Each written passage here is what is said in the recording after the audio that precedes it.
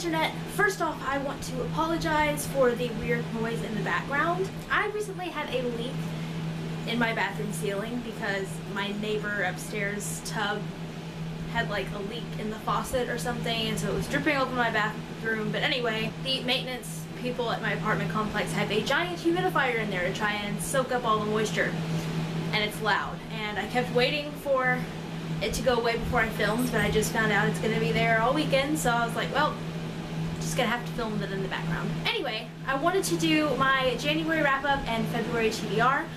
January was a really good reading month for me. I actually read 10 books in January, and most of them I liked. Almost all of them were either a 4-star or a 5-star read, some with half stars, except for one which was a 2.5-star read, which is pretty good, and I'm really happy with that. So without further ado, I'm just gonna get into the wrap-up. The first book I read in January was Heartless by Marissa Meyer, and I actually started this book back in December, but I really just had a hard time getting into this one. It felt like the story was really dragging out a lot, and I really just couldn't get into it, and I was kind of in the mood for something else in December. So I set it aside, picked it back up in January, and finished it.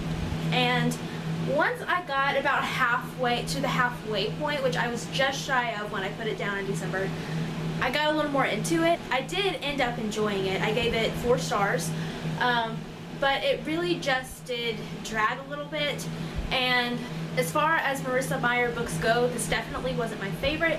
I think my least favorite of hers that I've read so far is still Fairest, but this is probably next on the list. So I gave it 4 stars. I enjoyed it, not as much as I wanted to. The next book I read was Fantastic Beasts and Where to Find Them, the original screenplay by J.K. Rowling. This was a lot of fun. I started it the night before we had this big snowstorm, and then I just pretty much sat down and finished it because I couldn't go anywhere. It's basically, like I said, it's a screenplay. It's the screenplay of the film, which I saw back in November and absolutely loved. And so it was a lot of fun to go back and revisit this story. I gave it 5 stars because I loved the movie, I loved reading about it. I was really hoping that there were going to be more kind of like hidden details in the screenplay that we didn't really get in the movie, and there really weren't, which was a little disappointing, but it was still fun to go through and read this again. I will say I probably won't reread it just because I'd rather watch the film, but it was nice to read this and kind of revisit the story again since the film is not out on DVD yet. So I gave it 5 out of 5 stars. It was a lot of fun, and it's also extremely beautiful, so I'm glad I have it nonetheless. And then it was time for the biannual Bibliothon, and I read 4 books during that readathon. The first one I read was Stalking Jack the Ripper by Karen Maniscalco, which was the group book. I have a full review for this book, and I will leave that down in the description. But overall, I really enjoyed this book. I do feel like there was something about the writing style that kept me from getting as into it as I wanted to be, but I thought that Audrey Rose was just an amazing character, super feminist for her time, and I loved that. It was very refreshing. I loved how the author was able to mix some of the actual details about the real Jack the Ripper case in with this fictional version of it, and I thought it was a good blend. I gave this one 4 out of 5 stars as well. Next, I read Once Upon a Time, Shadow of the Queen, which is by a couple different people, by Daniel T. Thompson, Corinna Bechko, I'm not sure which one, and illustrated by Michael W.M. Kaluta. So this is basically just a graphic novel with some extra stories from the Once Upon a Time world, which is one of my favorite TV shows. And I mean, this was fun. It wasn't like amazing or anything. I think that the show definitely works better on its own, but it was fun to kind of relive another story. And if you're a fan of the Once Upon a Time TV show like I am, I'm sure that you would enjoy this like I did. I gave it 4 out of 5 stars. It was fine. It wasn't amazing, but it was good. I enjoyed it. And this was actually the first graphic novel I've ever read, so looking forward to getting more into that genre. And this counted for 2 challenges. It counted for the Throwback Challenge, which I picked read a graphic novel. I can't remember which past biannual Bibliothon that was a part of, but that it counted for that one, and it counted for read a book you were excited for but never picked up. And then I read Vasa in the Night by Sarah Porter, and this counted for the challenges of read a retelling and read a book that was recommended to you by a booktuber. I didn't like this book at all. This book was just really weird, and I could go on a huge rant about it, but I won't. I really just didn't enjoy this. It really made no sense whatsoever. Once I finally accepted the fact that it was never going to make sense, I was kind of able to get into the story a little more. But really, I just made myself read it because I was doing it for a readathon, and if I hadn't have been reading this for a readathon, I definitely would have DNF'd it. I don't recommend this book. If you're into like weird things that don't make sense, this might be for you. But this definitely wasn't for me. I gave it 2.5 out of 5 stars, and the only reason I gave it that is because by the end I really did care about the main character, Vasa, and so I cared about her and what happened to her. That's why I gave it the rating I did, and the ending did make me a little sad, but that's really it. Other than that, I really did not enjoy this book at all. The last book I read for Biannual Bibliothon was A Fire and Stars by Audrey Coulthurst, and this completed the challenges of read a 2016 release and read a diverse book. I also have a full review for this book on my channel, which is a non-spoiler review through and through, because I'm trying to do my reviews a little bit differently than I have before. So I will link that in the description. This book is a female-female romance between two princesses, and I loved it so much. I don't want to talk a whole lot about it because I did do a review, but let me just say, if you have not read this book yet, you need to, because I loved it. It's a standalone fantasy novel, female-female romance. You don't get LGBTQ plus representation in fantasy very often, and I thought that this was also really well done. It's an own voices book.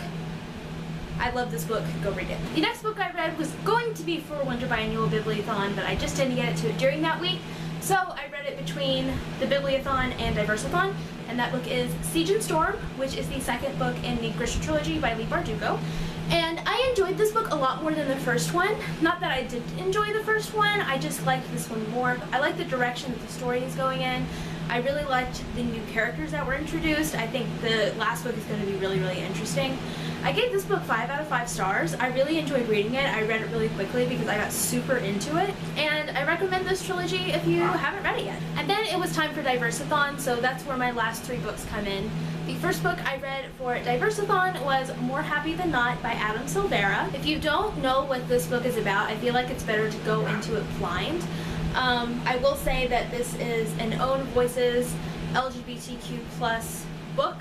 I really loved it. I'd heard really good things about it before I read it, and there were a lot of other diverse elements that were a part of the story I didn't realize, such as the main character being of color. I will say that the first kind of like half or so was just kind of it just kind of read like another contemporary story, and then there's this twist that happens. That's when I got really, really into it. I had heard fantastic things about Adam Silvera's writing.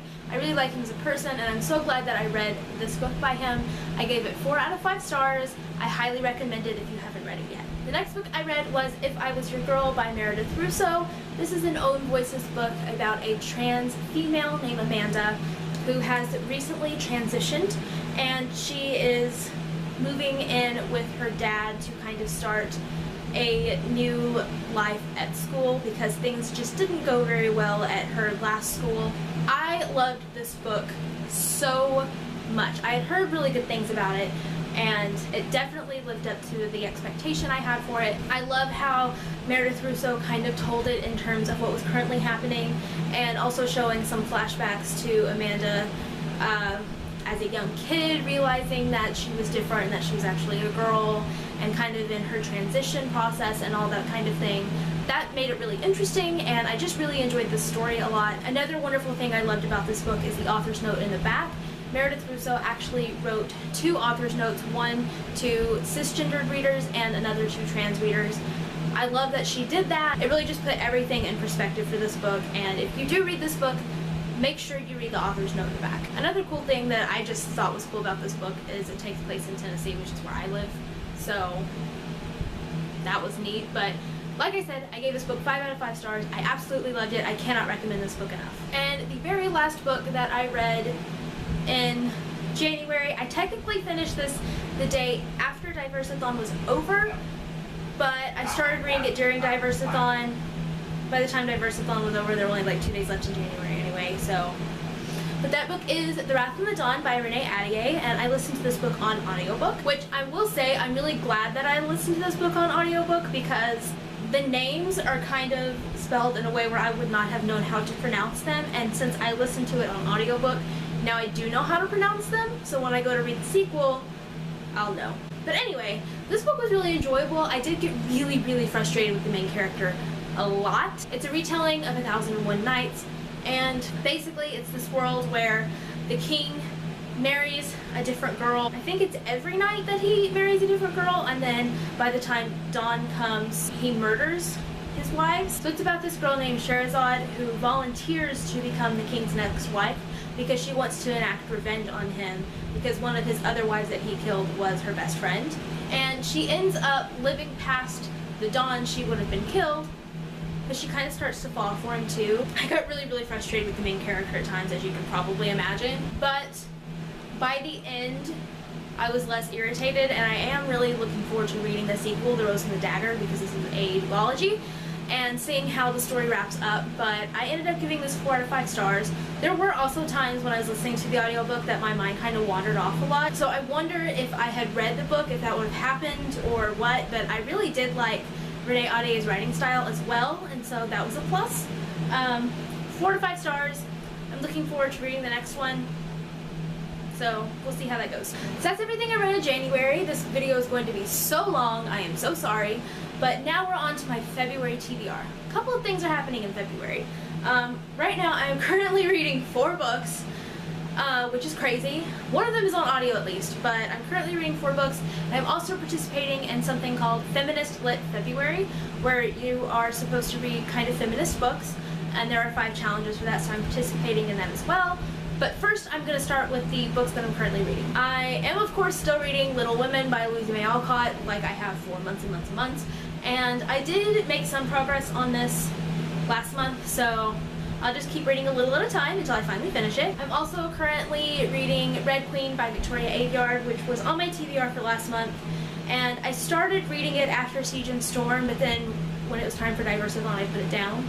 And I am about a third of the way into it, and Victoria Aveyard is actually going to be in Nashville next week for a signing, since the 3rd book in this series, trilogy, not sure, comes out next week, so I'm going to try and at least get this first book read before then. I am enjoying it so far, just not as much as I thought I would, so we'll see how that goes. I'm also currently reading The Underground Railroad by Colson Whitehead, which is a book that I started reading during the week of Diversithon and I just didn't finish it. This was actually the group book for Diversithon.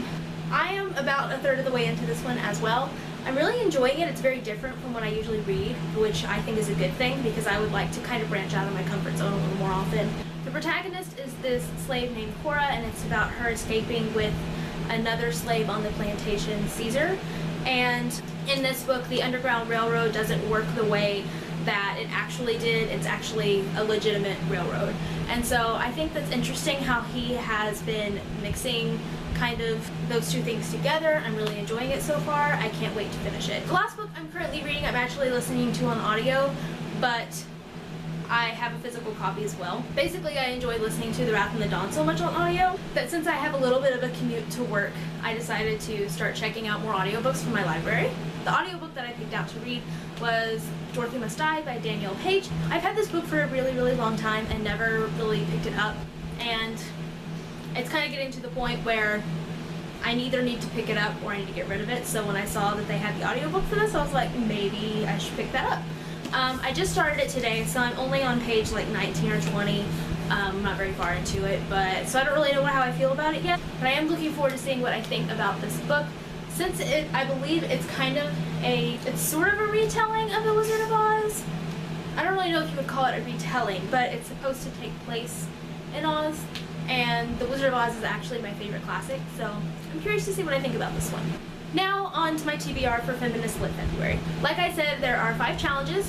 The first challenge is to read a book with a feminist protagonist, and I've chosen 3 Dark Crowns by Kendara Blake. This actually has 3 female feminist protagonists, you could say. This book is about a world where each generation there are 3 triplet queens born. The triplets are split up at birth and each have a different kind of magical power, and then once they reach of age, which I believe is 16, they basically have to fight to the death, and the last one standing will be the queen. I hope that made sense, but this book has been on my radar for a while, especially recently. A lot of people have been reading this and have been mostly saying positive things, so I think this is going to be a great read. It sounds very feminist to me, and I can't wait to read it and see what I think.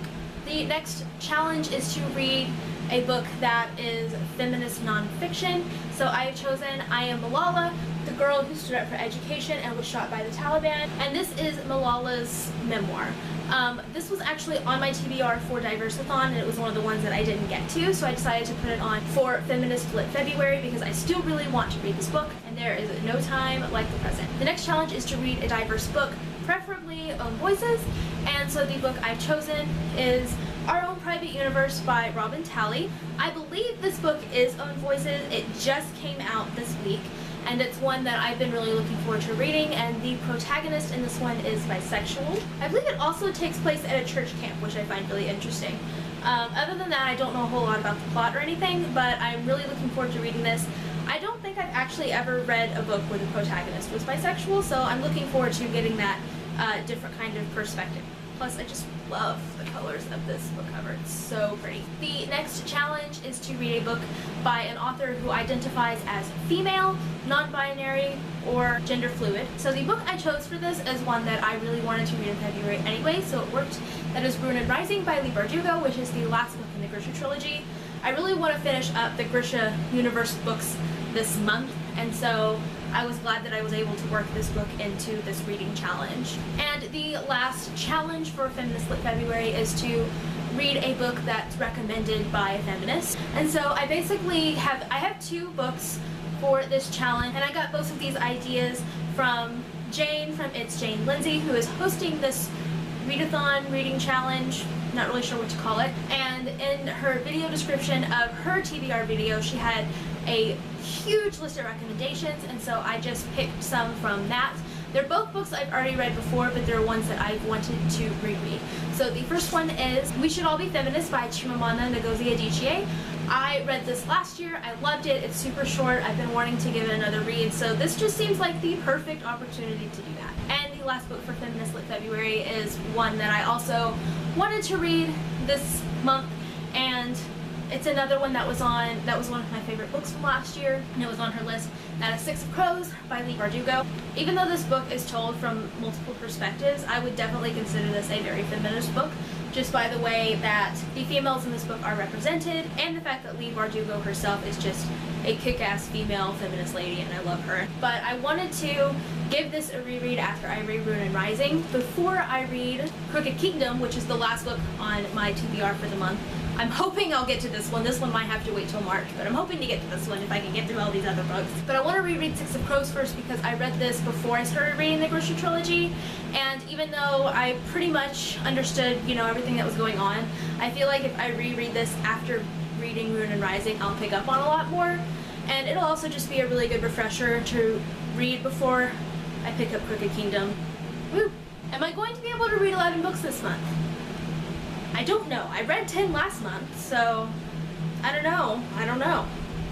It'll be interesting. But I am really looking forward to participating in Feminist Lit February. I'm going to leave a link to Jane's video down in the description where she talks about the event, and you can also get recommendations if you want to participate. And yeah, that will be it for this video, and I will see you guys next time with another video. Bye.